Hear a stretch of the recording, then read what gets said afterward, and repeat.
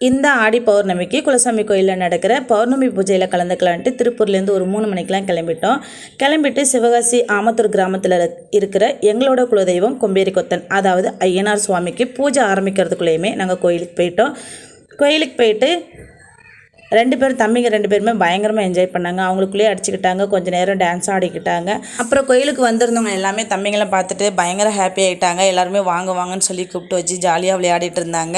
அப்படியே கொஞ்சம் நேரம் போச்சு. அதுக்கப்புறம் சாமிக்கு அலங்காரமும் முடிஞ்சுது.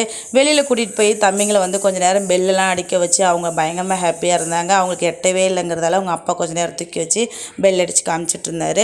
அப்புறம் பூஜையும் ஆரம்பித்தாச்சு. மூலஸ்தானத்தில் இருக்கிற ஐயனார், அப்புறம் வெளியில் இருக்கிற நாகராஜா, கன்னிமார்கள்னு எல்லா சாமிகளுக்கும் தீபதூபம்லாம் காமிச்சாங்க.